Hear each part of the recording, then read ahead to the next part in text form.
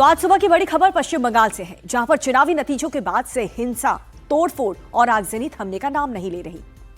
बंगाल में सियासी हिंसा राजधानी कोलकाता से जलपाईगुड़ी और आसनसोल तक देखने को मिल रही है। आसनसोल नॉर्थ में टीएमसी कार्यालय में तोड़फोड़ और आगजनी हुई। टीएमसी के दफ्तर में तोड़फोड़ के बाद उपद्रवियों ने ऑफिस को आग लगा दी। कोर्ट मोड़ के पास टीएमसी का ऑफिस पूरी तरह से जलाकर खाक कर दिया। तो वहीं जमुरिया में भी टीएमसी के दफ्तर में तोड़फोड़ की गई है। चुनावी नतीजों के बाद से ही आसनसोल में जगह जगह बवाल की तस्वीरें सामने आ रही हैं और किस तरह से यहां पर आगजनी की गई, उसके बाद आग पर काबू पाने का प्रयास किया गया। इन तस्वीरों में देखिए। तो पश्चिम बंगाल में नतीजे आने के बाद से जगह जगह से हिंसा की खबरें आ रही हैं और कई जगहों पर टीएमसी के दफ्तरों को निशाना बनाया गया, आगजनी हुई, तोड़फोड़ की गई और कई जगहों पर टीएमसी और बीजेपी के कार्यकर्ता आपस में भिड़ गए। अब तक कई लोगों के घायल होने की खबर और एक की मौत की भी खबर अब तक आ चुकी है। तो आसनसोल की ये तस्वीर आपको दिखा रहे हैं। टीएमसी ऑफिस ये बताया जा रहा है, जहां पर पहले तोड़फोड़ की गई, उसके बाद इसे आग लगा दिया गया। हालांकि आरोप ये लगाए जा रहे हैं कि टीएमसी का ये जो ऑफिस है वो अवैध तरीके से बनाकर इसे चलाया जा रहा था और इसीलिए यहाँ पर इसे हटाने का काम किया जा रहा है।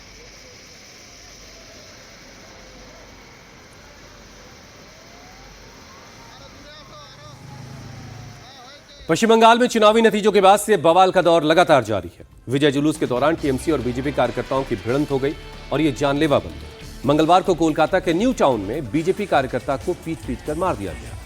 हत्या का आरोप टीएमसी समर्थक पर लगा है। बीजेपी कार्यकर्ता मधु मंडल की हत्या के बाद से आक्रोशित परिवार वालों ने जमकर हंगामा किया, जिसको कंट्रोल करने के लिए पुलिस को लाठीचार्ज करना पड़ा।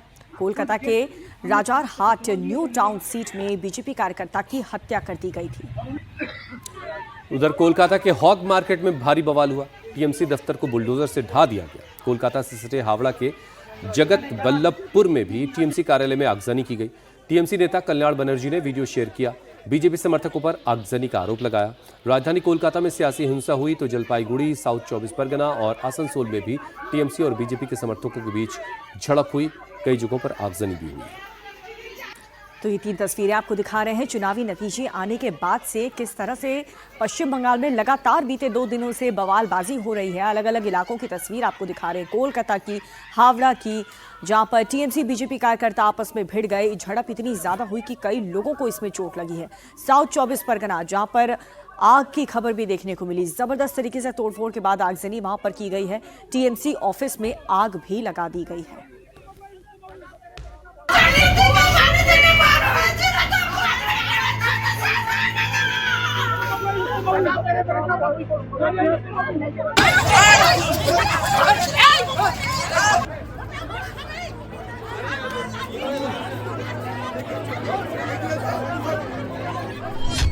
चुनावी नतीजों के बाद बंगाल में बड़ा बवाल।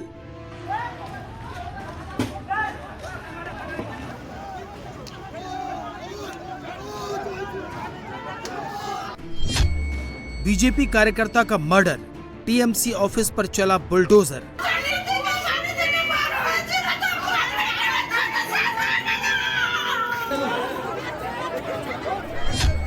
कोलकाता में हिंसा भारी, बीजेपी टीएमसी में सियासी जंग जारी।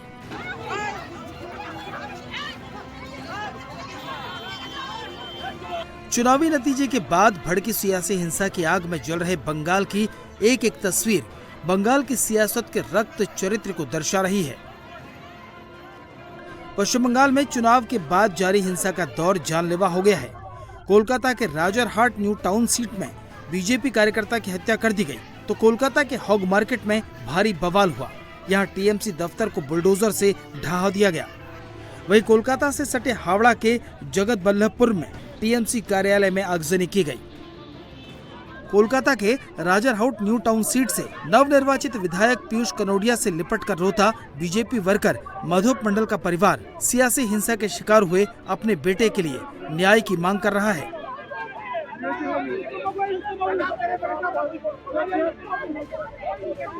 बीजेपी वर्कर मधु मंडल न्यू टाउन इलाके के बालागुड़ इलाके में पार्टी की जीत के बाद विजय जुलूस में शामिल थे, जहां टीएमसी के गुंडों ने इन पर हमला कर दिया। हमले में बुरी तरह घायल बीजेपी कार्यकर्ता मधु मंडल को अस्पताल ले जाया गया, जहां उन्हें मृत घोषित कर दिया गया।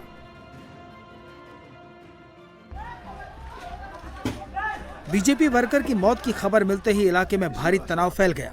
बीजेपी समर्थक और मधु मंडल का परिवार आरोपी टीएमसी समर्थक की गिरफ्तारी की मांग को लेकर हंगामा करने लगे, जिसके बाद टेक्नो सिटी थाने की पुलिस और सेंट्रल फोर्सेस को हालात को काबू में करने के लिए लाठीचार्ज करना पड़ा।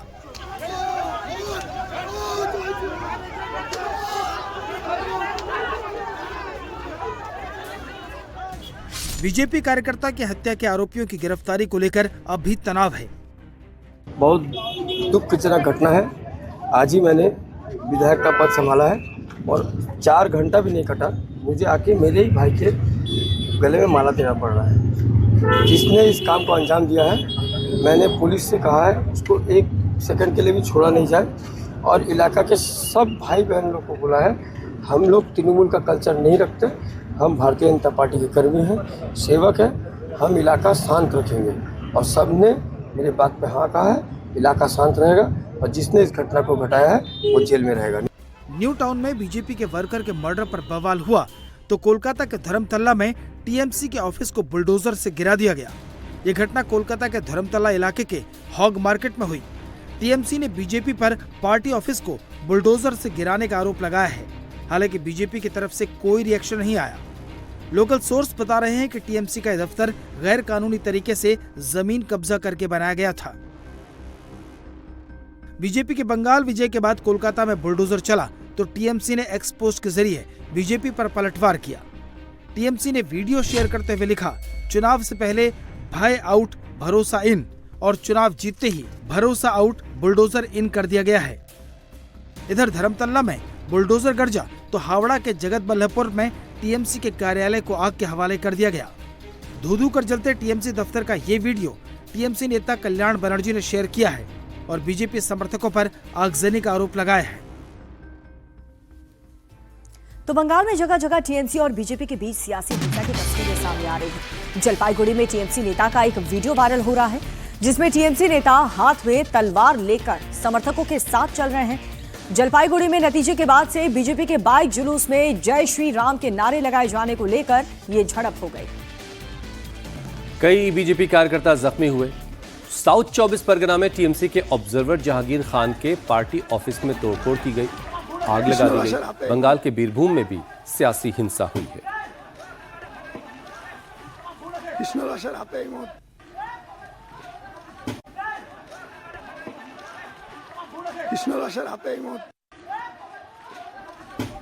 तो बंगाल में लगातार हिंसा हो रही है। नतीजों के बाद से अलग अलग इलाकों से लगातार हिंसा की खबरें आ रही हैं। जलपाईगुड़ी की तस्वीरें देख रहे हैं, जहां पर टीएमसी और बीजेपी के कार्यकर्ता आपस में भिड़ गए। टीएमसी के नेता आगे आगे तलवार लिए हुए एक झुंड की अगुवाई कर रहे हैं।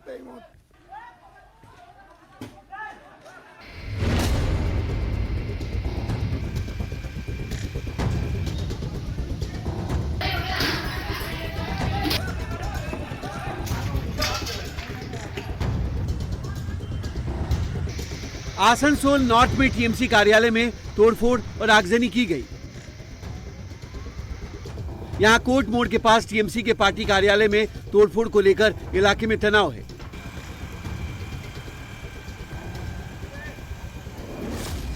तो इधर वेस्ट बर्धमान के जामुड़िया में टीएमसी कार्यालय पर हमला किया गया है।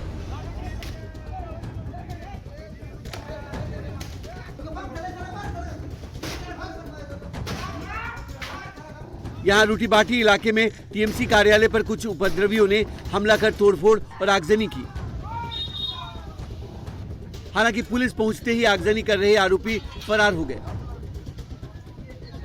आसनसोल से लेकर जामुड़िया तक की हिंसा को लेकर घटना को बीजेपी विधायक कृष्णेंदु मुखर्जी ने असामाजिक तत्वों द्वारा की जा रही हिंसा बताया है।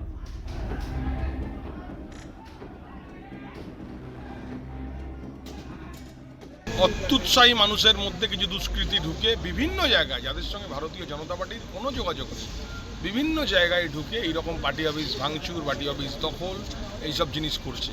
তারা আমাদের কেউ না এবং তার মধ্যে তৃণমূল কংগ্রেসের একটা অংশ জড়িত রয়েছে। তারা কোনোদিন বিজেপির ঝান্ডা নিয়ে পার্টি করেনি, তারা কোনোদিন বিজেপি করেনি। আজ হঠাৎ করে দেখা যাচ্ছে বিজেপির ঝান্ডা নিয়ে আবির মেখে বিভিন্ন পার্টি অফিসে গিয়ে পার্টি অফিস দখল করছে। এই জিনিস আমরা মেনে নিচ্ছি না, এই জিনিসের আমরা তীব্র প্রতিবাদ করছি। आसनसोल में हुई हिंसा के बाद इलाके में सुरक्षा बढ़ा दी गई है। बंगाल में सियासी हिंसा का दौर राजधानी कोलकाता से लेकर जलपाईगुड़ी तक जारी है।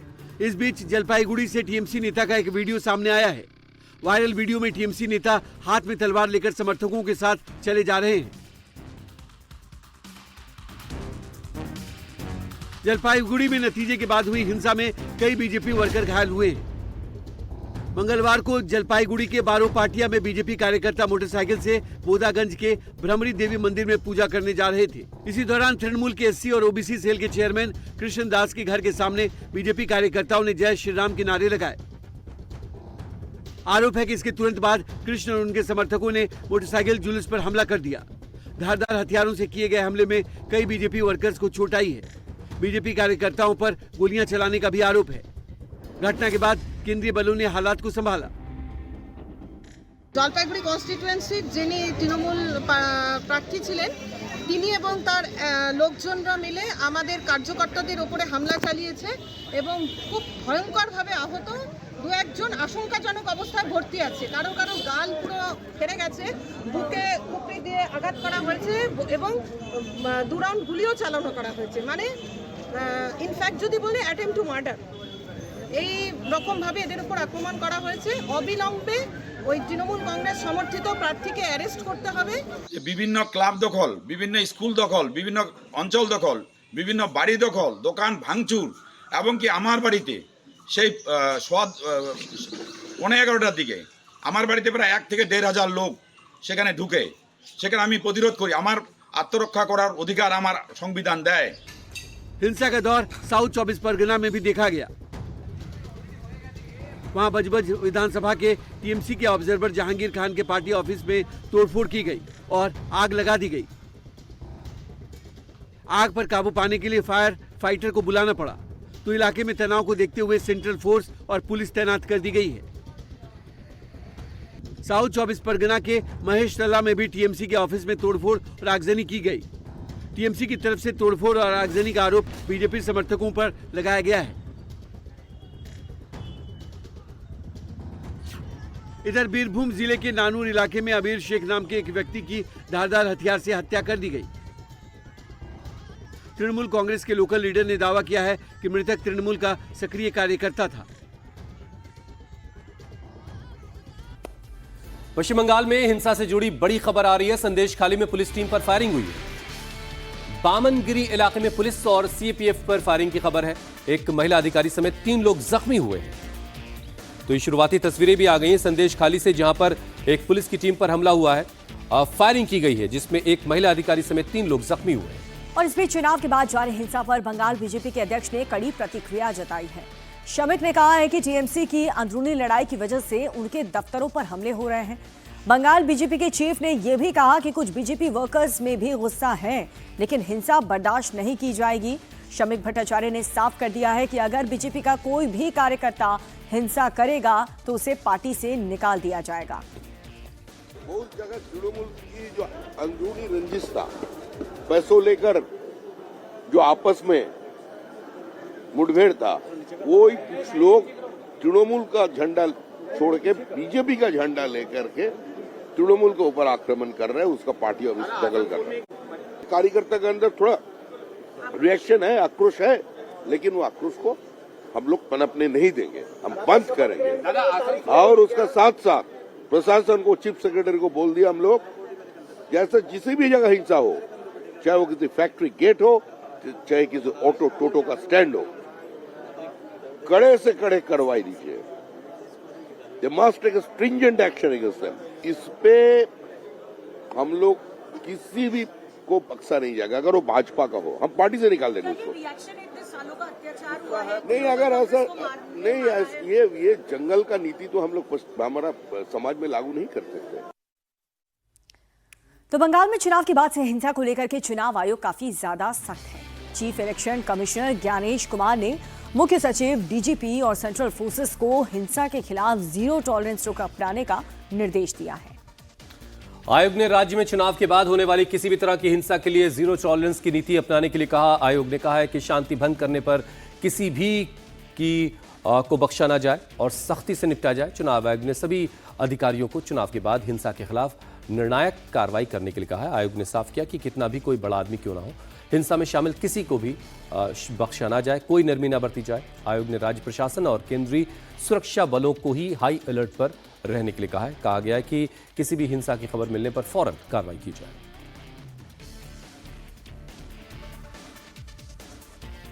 और अब एक दिलचस्प खबर पश्चिम बंगाल के नदिया से है, जहां चुनाव के नतीजों के बाद कांग्रेस कार्यकर्ताओं ने टीएमसी के कब्जे से अपने पार्टी ऑफिस को छुड़वा लिया।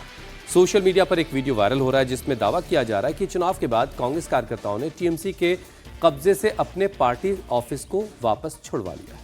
और इस वीडियो में कांग्रेस के कार्यकर्ता दावा ये कर रही हैं कि इस दफ्तर पर टीएमसी ने जबरदस्ती कब्जा कर रखा था और इसे छुड़ा हम रहे। विधानसभा चुनाव में टीएमसी की हार के बाद से कांग्रेस के कार्यकर्ताओं में भी जोश दिखाई दे रहा है। ये दफ्तर नदिया के करीमपुर का है। करीमपुर पश्चिम से बीजेपी के समरेंद्र नाथ घोष ने जीत हासिल की और इन्हीं चुनाव में बीजेपी की जीत पर राहुल गांधी सवाल उठा रहे हैं। लेकिन बंगाल में कांग्रेस के कार्यकर्ता भय मुक्त महसूस कर रहे हैं और इसका सबसे बड़ा उदाहरण ये है कि जिस दफ्तर पर टीएमसी के गुंडों ने सालों से कब्जा कर रखा था, उस ऑफिस को कांग्रेस ने तब वापस लिया जब वहां पर बीजेपी की सरकार बनने जा रही है। আমাদের পার্টি অফিস যেটা দখল করে গেছিল সেটা আমরা দখল মুক্ত করতে এসেছি আজকে এখানে আমাদের পার্টি অফিস দখল মুক্ত হতে যাচ্ছে। এতদিন যে পার্টি অফিস আমাদের নিজেদের পার্টি অফিস এইটাকে তৃণমূলেরা জোর জবরদস্তি দখল করেছে। নদীডাঙ্গা 1 নম্বর অঞ্চলের পার্টি অফিস আমাদের, এটা 2 নম্বর ব্লক করিমপুর 2 নম্বর ব্লকের পার্টি অফিস, সেটা আজকে বন্ধ করে দিয়েছে। আজকে আমার কর্মীরা तो पश्चिम बंगाल में टीएमसी की इस हार पर राहुल गांधी ने एक पोस्ट किया है। वोट चोरी से कभी सीटें चुराई जाती हैं, वोट चोरी से कभी पूरी सरकार चुराई जाती है। बीजेपी का हर छठा सांसद वोट चोरी से ही जीता है। राहुल गांधी ने पश्चिम बंगाल में जो टीएमसी हारी है उनके समर्थन में ये कह रहे हैं, क्या उन्हें बीजेपी की भाषा में घुसपैठिए कहें? हरियाणा में तो पूरी सरकार ही घुसपैठिया है। तो राहुल गांधी अपने पोस्ट के जरिए बीजेपी पर निशाना साध रहे हैं और बता रहे हैं कि किस तरीके से हरियाणा, मध्य प्रदेश और बंगाल में सरकारें बनाई गई हैं। इससे पहले लोकसभा का भी 2024 के चुनाव का भी वो इसी सिलसिले में जिक्र कर चुके हैं। चुनाव आयोग ने बंगाल में नई विधानसभा के गठन के लिए नोटिफिकेशन जारी कर दिया है। आयोग ने नोटिफिकेशन पश्चिम बंगाल के राज्यपाल को भेज दिया है। इसी के साथ बंगाल में चुनाव प्रक्रिया का काम पूरा हो चुका है। चुनाव आयोग के इस कदम से बंगाल में एक नई सरकार के शपथ का रास्ता साफ हो चुका है। चुनाव आयोग के नोटिफिकेशन के बाद राज्य में अब नई सरकार के गठन की तैयारी शुरू हो गई। तो बंगाल में नए सीएम का शपथ समारोह 9 मई को गुरु रविंद्रनाथ टैगोर की जयंती के दिन हो सकता है। इससे पहले 8 मई को कोलकाता में बीजेपी विधायक दल की बैठक होगी। इसमें पार्टी के सभी विधायक नेता के चुनाव करेंगे और पार्टी ने इसके लिए 2 ऑब्जर्वर नियुक्त किए गए हैं। गृहमंत्री अमित शाह सेंट्रल ऑब्जर्वर और ओडिशा के चीफ मिनिस्टर मोहन चरण मांझी को ऑब्जर्वर बनाया गया है। सूत्र बता रहे हैं कि विधायक दल की बैठक में शुभेंदु अधिकारी के नाम पर मुहर लग सकती है, क्योंकि बंगाल के सीएम की दौड़ में उनका नाम सबसे आगे है। शुभेंदु अधिकारी ने भवानीपुर से सीएम ममता बनर्जी को हराया है। बंगाल में हार के बाद भी ममता बनर्जी के तेवर अब भी नरम नहीं पड़े। ममता बनर्जी ने मुख्यमंत्री पद से इस्तीफा देने से फिलहाल इनकार कर दिया है। तो ममता बनर्जी के सीएम पद से इस्तीफा नहीं देने पर बीजेपी नेता दिलीप घोष ने निशाना साधा। दिलीप घोष ने कहा कि ममता बनर्जी का कैरेक्टर ऐसा है कि न देश के संसद को वो मानती हैं और ना ही सुप्रीम कोर्ट और ना ही वो संविधान को मानती हैं। ममता बनर्जी किसी बात को लेकर अड़ जाती हैं, फिर 3 से 4 दिन बाद वो खुद ही लाइन पर आ जाती हैं। मीडिया में कंप्लेन करने से कुछ होने वाला नहीं है। जनता जनार्दन ने जो मैंडेट दिया है वो सर्वोपरि है। इलेक्शन कमीशन ने घोषणा कर दिया है, आप ना कमीशन को मानेंगे ना अदालत को मानेंगे तो फिर किसको मानेंगे? कम से कम भगवान को डरिए थोड़ा सा। इस उम्र में कितना झूठ बोलेंगे? तो इसलिए कुछ लोग होते हैं जो बस में एक बार सीट मिल जाए ना, स्टॉपेज पार होने का छोड़ने का नाम नहीं लेते हैं कि मैंने पैसा दिया हूँ। तो ये नहीं चलता है लोकतंत्र में, मानना पड़ेगा। उनकी कैरेक्टर थोड़ा सा ऐसे हर चीज में हट करते हैं, फिर बाद में लाइन में आ जाते हैं। 1-2 दिन देखेंगे कोई पीछे आगे है कि नहीं, जब देखेंगे अकेले मैदान में खड़े हैं तो चुपचाप घर जाएंगे।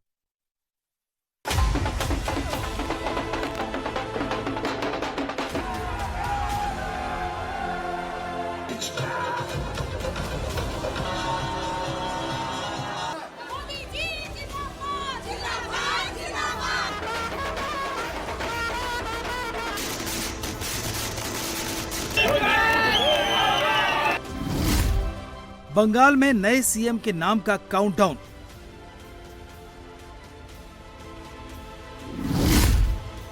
शाह जाएंगे बंगाल, सीएम के नाम का होगा ऐलान। ऐतिहासिक जीत के बाद अब ग्रैंड शपथ की तैयारी चल रही है। बीजेपी इसे कितनी अहमियत दे रही है, इसका अंदाजा आप इस बात से लगा सकते हैं कि विधायक दल की बैठक के लिए खुद अमित शाह कोलकाता आ रहे हैं। विधायक दल की बैठक के लिए गृह मंत्री अमित शाह, सेंट्रल ऑब्जर्वर और ओडिशा के चीफ मिनिस्टर मोहन चरण मांझी को को ऑब्जर्वर बनाया गया है। पश्चिम बंगाल में सत्ता परिवर्तन के साथ एक नए राजनीतिक अध्याय की शुरुआत 9 मई को हो सकती है। इसी दिन नई सरकार का शपथ ग्रहण समारोह हो सकता है। 9 मई को गुरु रविंद्रनाथ टैगोर की जयंती है। इसे बंगाल की सांस्कृतिक विरासत और राजनीतिक बदलाव दोनों के संगम के रूप में देखा जा रहा है। वहीं ममता बनर्जी ने ऐलान कर दिया है कि वो इस्तीफा नहीं देंगी। बीजेपी ममता के रवैये से बेपरवाह होकर शपथ की तैयारियों में जुट गई है। अब भी शपथ ग्रहण का तैयारी कुछ नहीं हुआ, तैयारी होने जा रहा है, समय लगेगा। हमने कभी ऐसा, हमने यही बोला, स्पष्ट कर देता हूँ, जे 9 तारीख कवि गुरु रविंद्रनाथ टैगोर का आविर्भाव दिवस है, 25 वैशाख है। बंगाल की घराना में, हमारा संस्कृति में, हमारा समाज में इसका बड़ा महत्व है। वो एक शुभ दिन है, लेकिन उसको तैयार नहीं हुआ। वो तो आला कमांड जो है वो तैयार करेंगे, हम कौन है। 9 मई की तारीख इसलिए भी चर्चा में है क्योंकि खुद पीएम मोदी ने बंगाल विजय के बाद अपने भाषण में इसके संकेत दिए थे। पीएम मोदी ने कहा था कि इस बार गुरुदेव की जयंती ज्यादा धूमधाम से मनाई जाएगी। इस महाविजय की दहलीज पर खड़े होकर हम गुरुदेव टैगोर को भी याद कर रहे हैं। 25 वैशाख 9 मई का दिन दूर नहीं है। हमारा संकल्प भी वही होना चाहिए जो उनका स्वप्न था। एक ऐसा परिवेश जहां मन भय मुक्त हो और सिर ऊंचा हो। और बीजेपी बंगाल में ऐसा भय मुक्त वातावरण बनाकर दिखाएगी, ये मोदी की गारंटी है। बंगाल बीजेपी के विधायक दल की बैठक 8 मई को कोलकाता में बुलाई गई है। इस मीटिंग में विधायक दल के नेता के तौर पर शुभेंदु अधिकारी के नाम पर मुहर लग सकती है। बीजेपी मुख्यमंत्री के नाम को लेकर चौंकाती है, लेकिन बंगाल में टीएमसी के भय के खिलाफ शुभेंदु पर भरोसा तय है। जायंट किलर शुभेंदु अधिकारी 2021 और 2026 दोनों चुनाव में ममता बनर्जी को सीधी फाइट में हराकर अपनी काबिलियत साबित कर चुके हैं। पश्चिम बंगाल के नंदीग्राम में 2021 में और भवानीपुर में 2026 में लगातार दूसरी बार मौजूदा मुख्यमंत्री को हराने का रिकॉर्ड बना चुके हैं। बीजेपी ने चुनाव के दौरान ऐलान किया था कि उसका मुख्यमंत्री पद का उम्मीदवार वो शख्स होगा जो बंगाल में जन्मा और पला बढ़ा हो, जिसने बांग्ला माध्यम से शिक्षा हासिल की हो। दिलचस्प बात यह है कि शुभेंदु अधिकारी उन सभी कसौटी पर खरे उतरते हैं जिनका जिक्र केंद्रीय गृह मंत्री अमित शाह ने चुनाव प्रचार के दौरान मुख्यमंत्री पद के चेहरे के लिए किया था। अपनी राजनीतिक सक्रियता और आक्रामक तेवरों के कारण पार्टी के केंद्रीय नेतृत्व की आंखों का तारा बने शुभेंदु अब मुख्यमंत्री पद के सबसे बड़े दावेदार भी हैं। शुभेंदु को साल 2020 तक मुख्यमंत्री ममता बनर्जी का नंबर 2 माना जाता था, लेकिन पार्टी में अभिषेक बनर्जी के बढ़ते प्रभाव ने उनको धीरे धीरे हाशिए पर पहुंचा दिया। उसके बाद 2021 के चुनाव से ठीक पहले शुभेंदु ने बीजेपी का दामन थामा था। बीजेपी में शामिल होने के करीब 4 महीने के अंदर हुए विधानसभा चुनाव में शुभेंदु अधिकारी ने बीजेपी को 3 से 77 सीटों तक पहुंचा दिया। बंगाल में बीजेपी मुख्यमंत्री के शपथ ग्रहण समारोह को ऐतिहासिक बनाने की तैयारी में जुटी है। पार्टी इस प्रचंड जीत को पूरे बंगाल में उत्सव के तौर पर मनाने जा रही है।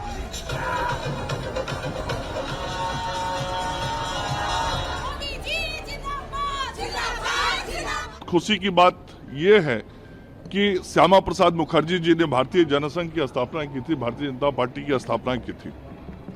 जो हमारे संस्थापक थे, उनके मिट्टी में, उनके घर में भारतीय जनता पार्टी की सरकार पहली बार बंगाल की जनता के आशीर्वाद से बनने जा रही है।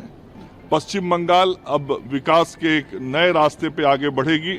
वहां डबल इंजन का सरकार होगा और दिल्ली की सरकार का पूरा समर्थन कलकत्ता की सरकार को होगा। और जो शपथ ग्रहण समारोह होगा, वह शपथ ग्रहण समारोह भी बहुत ही ऐतिहासिक होगा, भव्य होगा, भगवामय होगा और उस दिन संपूर्ण पश्चिम बंगाल कलकत्ता की सड़कों पर दिखाई पड़ेगा। वहीं बंगाल में करारी हार के बावजूद ममता बनर्जी के तेवर कम होते नहीं दिख रहे। ममता ने साफ कर दिया कि उनका रिटायरमेंट का कोई इरादा नहीं है, वो अब सड़क पर उतरेंगी, संघर्ष करेंगी। ममता बनर्जी ने बंगाल के जनादेश को सीधे नकार दिया है। ममता ने कहा कि वो इस्तीफा देने राजभवन नहीं जाएंगी, क्योंकि वो हारी नहीं है, उन्हें हराया गया है। बीजेपी ने चुनाव आयोग की मदद से बंगाल के जनादेश पर डाका डाला है। যদি কেউ মনে করে যে আমি কি রেজিগনেশন দিতে হবে, no, not that. Now also I want to say that we didn't lose the election. It is their forceful attempt to defeat us. Officially they may through election commission can defeat us, but morally I am telling you that we won the election. Mamata Banerjee ने बंगाल के जनादेश को नकार कर और CM पद से इस्तीफा नहीं देने के ऐलान से बंगाल में नया सियासी रण खोल दिया है। हालांकि नई सरकार के गठन के साथ ही ममता का इस्तीफा देना या न देना कोई मायने नहीं रखता। बंगाल विधानसभा का कार्यकाल 7 मई को समाप्त हो रहा है। कार्यकाल समाप्त होने पर सरकार को भी जाना पड़ता है। संविधान के मुताबिक नए मुख्यमंत्री के शपथ ग्रहण करते ही ममता बनर्जी को पद छोड़ना होगा। अगर ममता इस्तीफा नहीं देती हैं तो राज्यपाल उन्हें बर्खास्त कर देंगे। असम में बीजेपी ने जीत की हैट्रिक लगाई। असम में बीजेपी को 2/3 से ज्यादा बहुमत मिला है। आज मुख्यमंत्री हिमंता बिस्वा शर्मा राज्यपाल लक्ष्मण प्रसाद आचार्य से मुलाकात के बाद दे सकते हैं इस्तीफा। 126 सदस्य वाली असम विधानसभा में एनडीए को 102, हिमंता बिस्वा शर्मा ही फिर से चीफ मिनिस्टर होंगे। जेपी नड्डा और हरियाणा के मुख्यमंत्री नायब सिंह सैनी केंद्रीय पर्यवेक्षक के तौर पर गुवाहाटी पहुंचेंगे। विधायक दल की मीटिंग होगी और हिमंता को ही विधायक दल का नेता चुना जाएगा। इसकी औपचारिकता पूरी होगी। असम में बीजेपी की प्रचंड जीत के हीरो खुद सीएम हिमंता बिस्वा शर्मा ही रहे हैं, जिनकी रणनीति से बीजेपी ने जीत की हैट्रिक लगाई है। हिमंता बिस्वा शर्मा से इंडिया टीवी संवाददाता शोएब रजा ने खास बातचीत की है। सर, पूरे चुनाव प्रचार में हमने देखा कि आपने लगातार आंकड़े बताए और सीटें उतनी ही आई। ये कैसे सटीक आकलन 101 या 100 का? अब देखिए, लोकसभा चुनाव में हम लोगों ने 94 सीट में लीड मिले थे, तो 94 तो हमारा बेस था ही। उनका साथ हमें 8 को इजाफा किया। हमारा मालूम थे कि ये 8 सीट हम लोग जीतूंगा, और लोकसभा वाला में जो हम लोग लीड लिए थे उसमें हारने वाला हमारा सीट नहीं है। सो इसीलिए बहुत अखाड़ा जो अंक हमने निकाला था, कोई बहुत बड़ा कॉम्प्लेक्स मैथमेटिक्स नहीं था, ये बहुत सिंपल था। सर, कांग्रेस ने जहां सीट हासिल की है वो मुस्लिम मेजॉरिटी वाली सीट है। 19 में से 18 मुस्लिम विधायक उनके जीते हैं। आप कहते भी रहे हैं कि कांग्रेस मियाँ मुसलमानों की पार्टी बन गई है।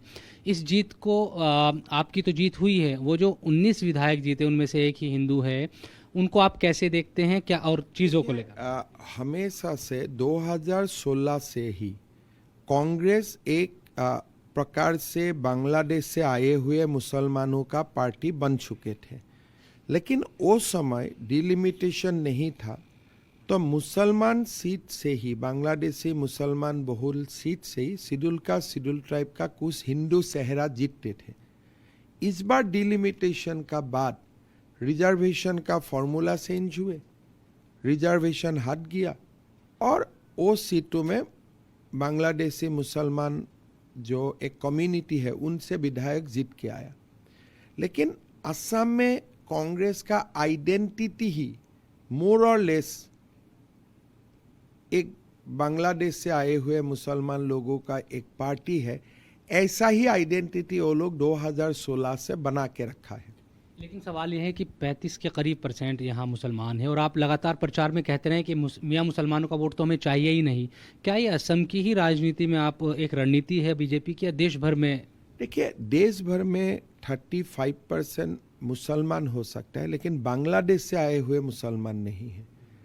देश का मुसलमानों का साथ आपका ट्रीटमेंट और बांग्लादेश से इलीगली आए हुए मुसलमानों का साथ उनका ट्रीटमेंट अलग होगा।